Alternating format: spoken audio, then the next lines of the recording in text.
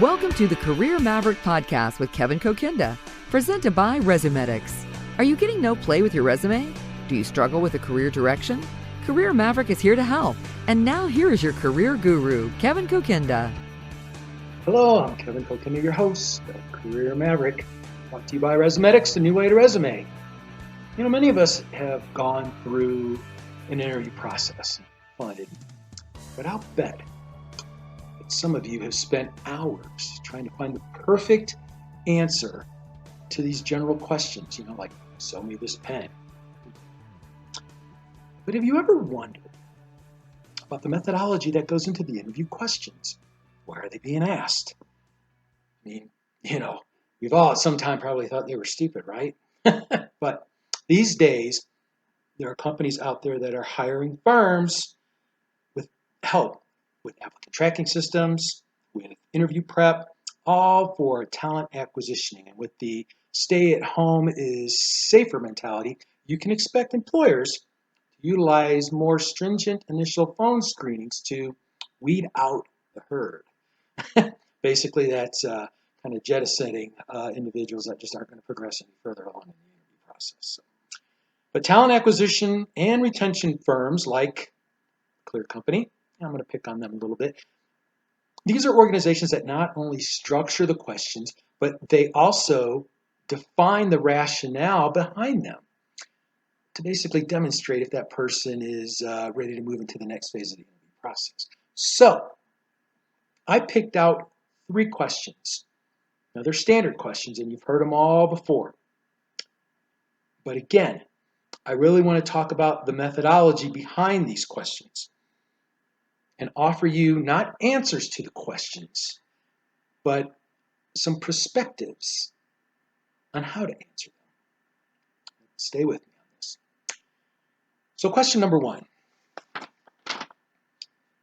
Tell me about your career goals, or tell me a little bit about yourself.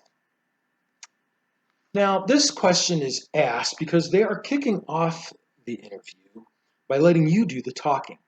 They're not going to talk about themselves yet. They want to find out about you. So this kind of gives you an open forum, but more importantly, they don't want to reveal anything about the company that might position you to give them a canned answer, which I'll get into in a minute.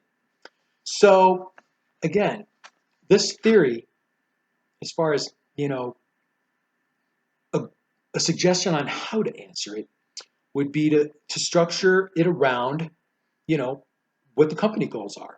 Now, you can look at a role and responsibility if you had access to that prior to going on the interview. And this is where you get to do a little homework. Find out, what this company is all about, what their mission is, what their vision is, and try to structure, what you're looking for around that. Because every company's got some kind of a vision, right? So, instead of coming up with a canned answer, if you can look into a lot of these roles and responsibilities and, come up with something that, talks about not only your career goals, but how they're going to fit the organization's goals. Let's move on to question number 2. What are you not good at or not interested in doing professionally? Yeah, I had to read this one a couple of times. What are you not interested in doing professionally? Well, I don't feel like coming to work. I feel like working in my pajamas, sitting out on the deck. That's what I feel like doing. But if you are, thinking about this question and how to answer it, I'm going to tell you one answer that you shouldn't use, and that is, well, I work too hard. I don't have a work-life balance, so I really want to try to, take my time and pace myself and not have to work so hard for a company. That's ridiculous. Everybody's going to expect some kind of a work-life balance of some kind, some more than others. But,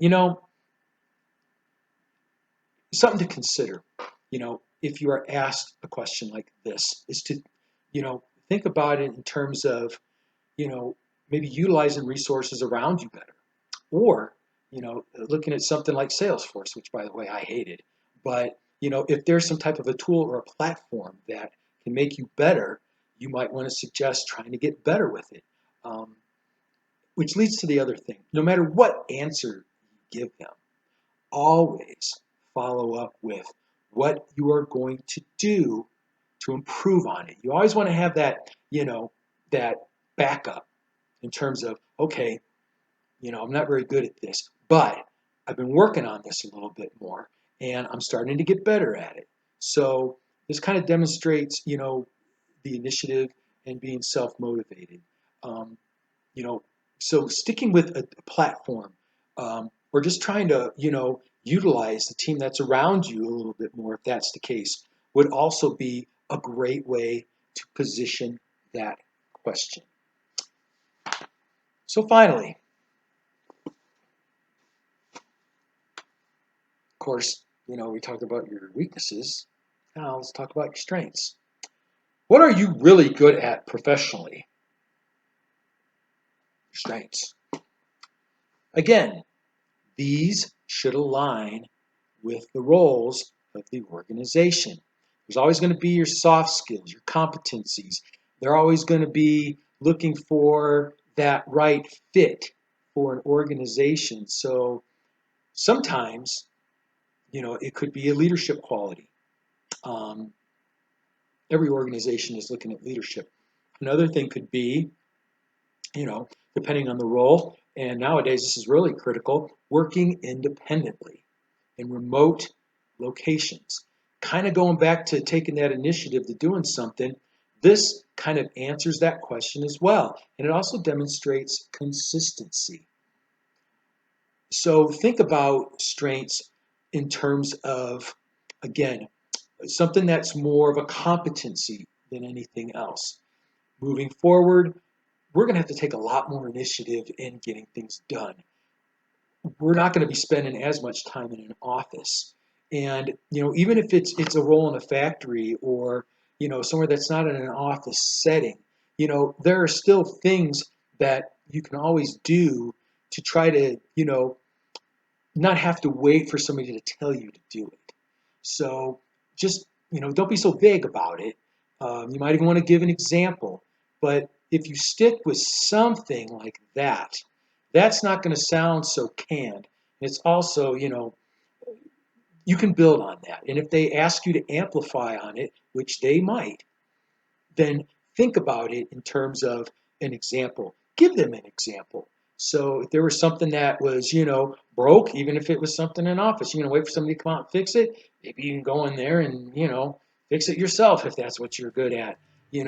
As long as it doesn't slow down the workflow, that's always going to be a positive. So, just think about those things. And that's basically going to be it for this segment. Some other house cleaning notes, so to speak. If you still need a resume assessment or review, you can still send those to Resumetics at careermaverick, the number 4, at gmail.com. That's careermaverick, number 4, at gmail.com. You can also check out Clarity Through the Chaos with myself and Ted Robertson on KRDO 95.5, or you can stream it at krdo.com. And as always, thanks again for listening. Kevin Kokinda, your host. Stay safe. Keep peaking Mavericks. You've been listening to Career Maverick with Kevin Kokinda, presented by Resumetics, the Career Maverick podcast, an insightful look at the new trends for job seekers in Southern Colorado. New episodes post Sunday mornings at 8 a.m. on krdo.com under the radio tab. Subscribe at thecareermaverick.podbean.com.